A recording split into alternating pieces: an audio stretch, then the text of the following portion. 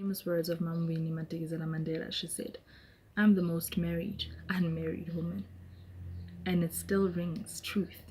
This was a woman who understood what it meant to stand by her man, to accept the vows that she makes, to say that for better and for worse I will stand by him even if he is not physically standing next to me.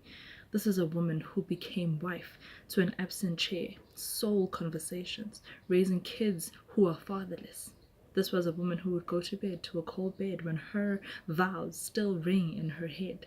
This was the woman who would have cops knocking on her door, banging it so loud, trying to disturb the freedom songs that ring in her head. This was the woman whose windows would vibrate and shake because they wanted her to open up so they could take her away. Her kids licking, begging, screaming, holding on to patterns of her skirt to say, "Don't leave, mama, don't go."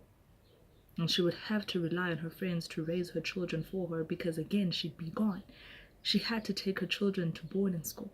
She had to allow strangers to maintain the education that she would wish her children to know of. She had to allow strangers to mother her children. She understood how later on in life they looked at her in resentment because she placed the country first. Because when she decided to be wife of the president, she wasn't just being wife of the president like we have seen a couple of other first ladies.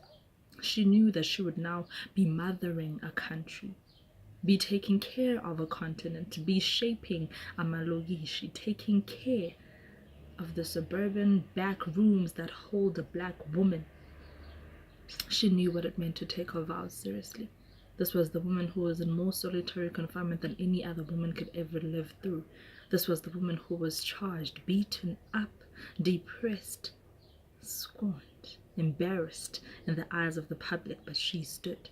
The same woman who wasn't afraid to hold on to a white woman's clothes, not just when washing them and placing them on the washing line, but while the white woman wore them to tell her,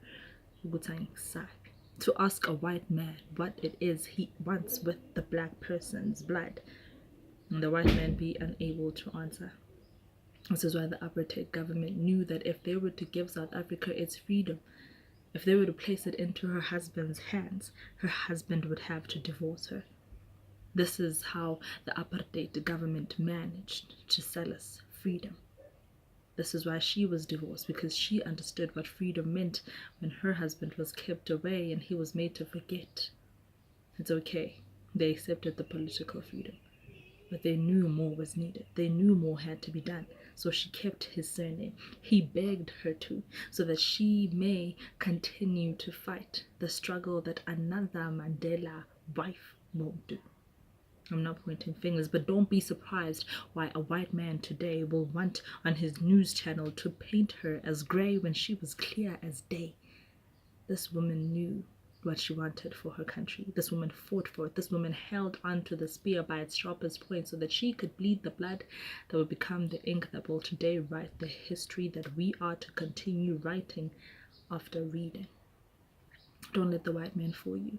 The white man will knock on her door just like he did all those years ago, not to offer condolences, but to laugh and to mock and to say, "Children, now that your mother is gone, who will fight for you?"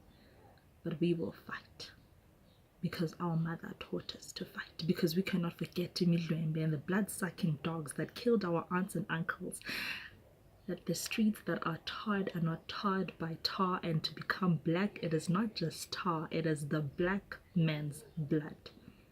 We will not forget that every time they smile at us, they're looking at us like how arrogant and ignorant are these black people to accept a culture we enslaved them into. We will not forget that our tongues are the rifles and we stand today to sing to Dubilipono. We will not forget, because the white man will try and make you forget that this woman was power, was strength, dignity, loyalty, a mother of the nation, and if there was any justice in South Africa, she would have been the first black female president. But we won't.